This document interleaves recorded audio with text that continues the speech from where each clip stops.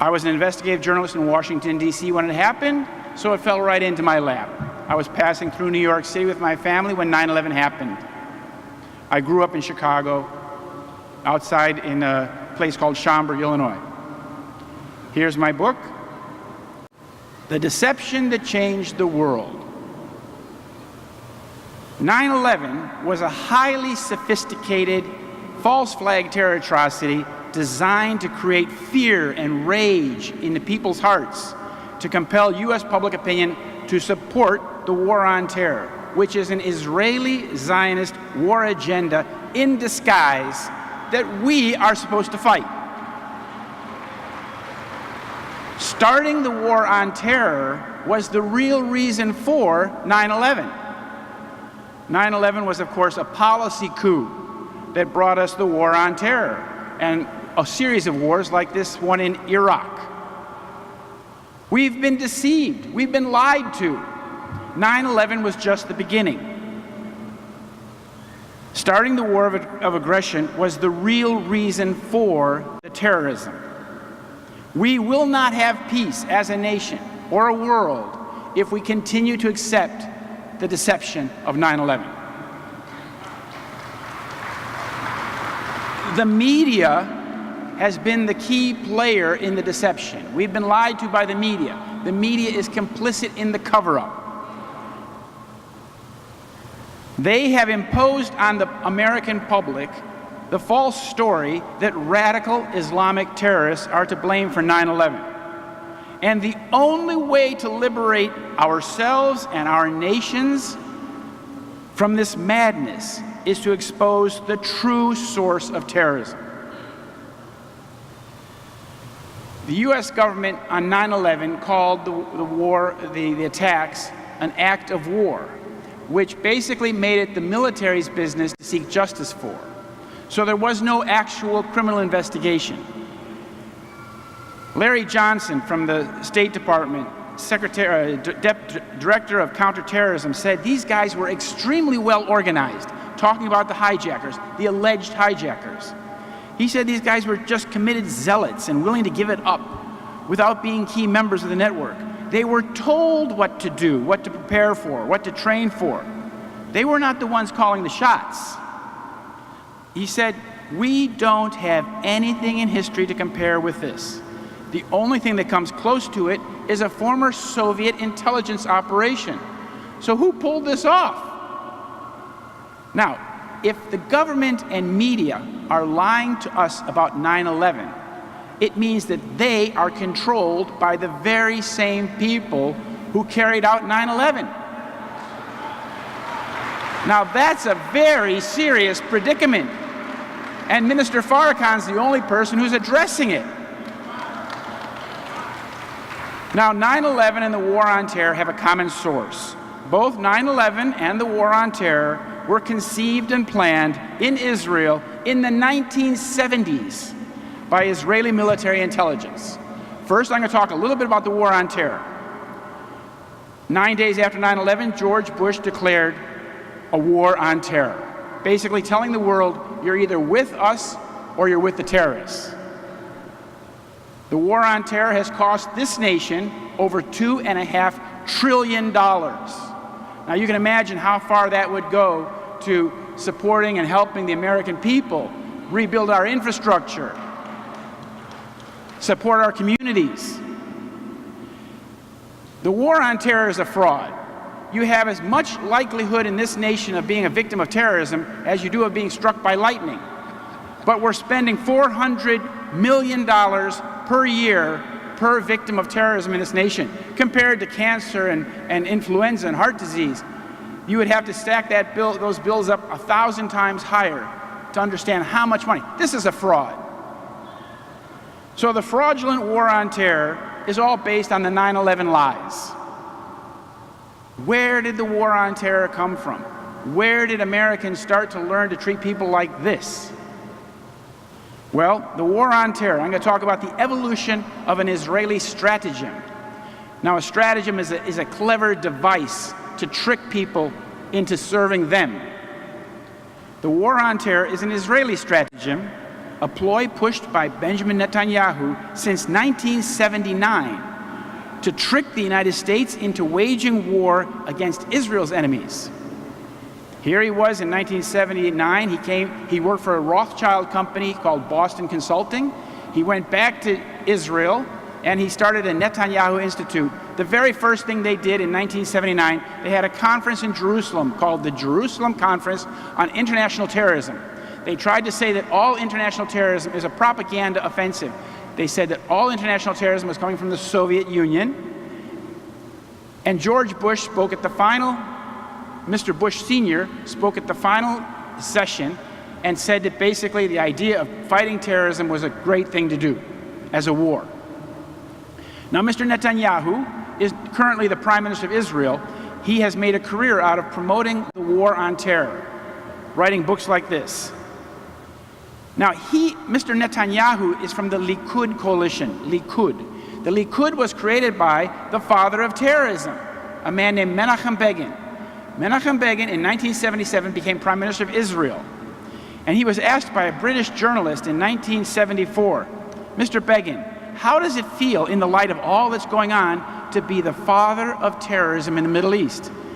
And Mr. Begin said, in the Middle East? He said, in all the world. So he put on himself the mantle of being the father of terrorism. You see, you have to understand that the state of Israel was born and created through terrorism.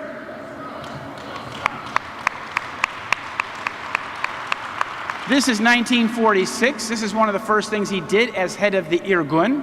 The Irgun is the mother party of the Likud. He blew up the King David Hotel, killing 93 people. It was British headquarters during the British Mandate period in Palestine. It's very, very similar to 9/11. Here he is. He came from Russia, came to Palestine, became the leader of the Irgun, bombed the King David Hotel, created the Deir Yassin massacre, where they blew up buildings in a Palestinian village called Deir Yassin in order to scare the Palestinians that they would run away.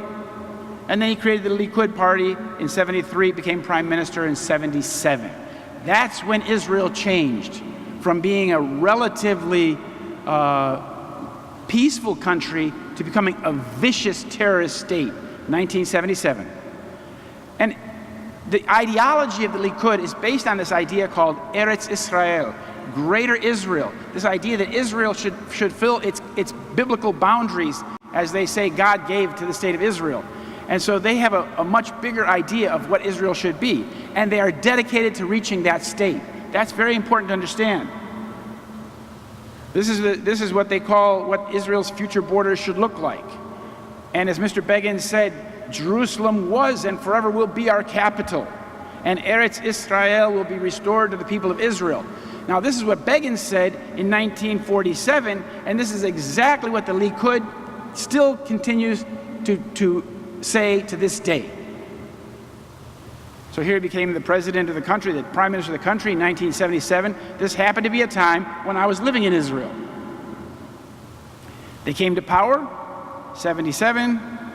Now, one of his partners was this man, Yitzhak Shamir. And I want to point out that this is a member, this was the head of the Lehi, or the Stern gang. This was a gang of murderers. They killed the UN envoy, Volker Bernadotte. They killed rocket scientists. And his little gang called the Stern gang had a very interesting member who was this man's father. This is Rahm Emanuel. He's the mayor of my hometown, Chicago. And his father was a member of the Stern gang when they killed that UN ambassador. Now, here are some of the fathers of terrorism. This is a photograph from the Lavon affair. The Israelis did a false flag terror attacks in Egypt back in 1954 in July. And it was run by these men here. On the left is Shimon Peres, then Mr. Lavon, then Moshe Dayan and his assistant. And they blew up, they put bombs in American and British libraries in Egypt with the intention of the blame being put on the Muslim Brotherhood. Because the Prime Minister of Israel said after this event, he didn't know about it, but Shimon Peres had been running it. And he said Shimon Peres shares the same ideology. He wants to frighten the West into supporting Israel's aims. And that is exactly where we are here today with terrorism. They're trying to frighten us all the time into supporting their war agenda. But it's not our agenda, and it's not an American agenda.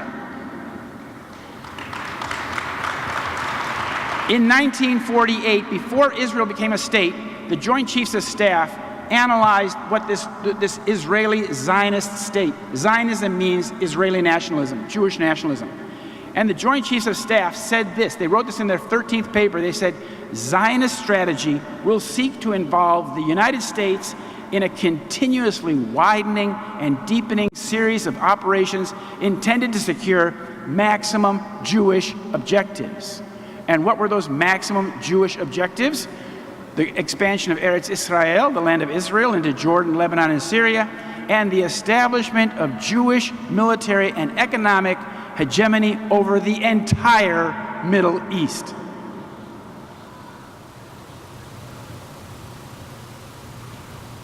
As you can see, that's what the United States has been doing for the past 15 years.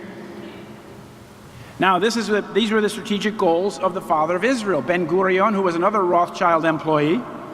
He said in 1948, after Israel became a state, he said we should go on the offensive and smash Lebanon, Jordan, Syria, and then take out Jordan, Syria will fall, and if Egypt dares to resist, we'll bomb Cairo. This is the Prime Minister of Israel 1 week after the nation became a state. This is, of course, what Israel did to the United States. Many people will say, oh, Israel wouldn't do that. They wouldn't attack us. Well, read your history, 1967. They attacked this ship, and the Tel Aviv said, from the radio control, said, identify the ship. The pilot said, it's American, American. Tel Aviv control said, sink the ship, no survivors. Now, a week after 9/11, this General Wesley Clark walked through the Pentagon, and he said, about 10 days after 9/11, I went to the Pentagon, I saw Rumsfeld and Wolfowitz, and one of the generals called me in and he said, we've made the decision, we're going to war with Iraq. We're going to war with Iraq, he said. Why? I don't know, he said. I came back a few weeks later, he said, and by that time we were bombing Afghanistan. And he said, are we still going to war with Iraq? And the general said, oh, sir, it's much worse than that. We're going to take out 7 countries in 5 years, starting with Iraq, then Syria, Lebanon, Libya, Somalia, Sudan, and finishing off with Iran. And as you can see, that shopping list is exactly what we've been doing for the past 15 years. Now, what's the master plan? It's a Zionist master plan to dominate the entire region by breaking up the large Arab countries into ethnic statelets. It's called Balkanization. It's exactly what we did in Yugoslavia in the 1990s. We took a big country and broke it into little pieces, fracturing it along religious lines or ethnic lines. This is the plan that the Israeli Likud came out with, a man named Oded Yinon, in 1982. And thanks to Israel Shahak, a professor of chemistry, he translated it into English, and we now understand what the Israeli plan is for the Middle East. It's exactly what's happened to Iraq, to Syria, to Libya, to Sudan, to Somalia, to Yemen. All have been victimized by this plan, breaking them up. Who's behind it? Well, here we have a picture from the Pentagon. We have something called the Defense Policy Board. These are mostly Zionist men. Here we have Wolfowitz and Rabbi Dov Zakheim across the table, and the Israeli boy Douglas Feith, and they're sitting right next to the Israeli Chief of Staff in the Pentagon. And he's telling them, well, this is what you should do, and that's what we've done. They advise us, the Israelis tell our Pentagon what we should be doing. Here's Hillary Clinton, and this is 2012 when she was Secretary of State, and she wrote in that email, the best way to help Israel is to use force to overthrow the government in Syria.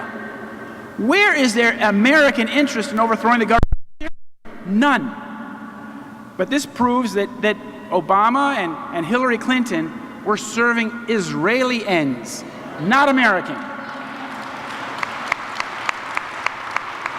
So 22 years after it was first promoted, this idea of a war on terror in Jerusalem, it became reality with 9/11.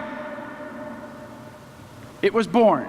Now I'm going to talk about the Israeli connections to 9/11. Number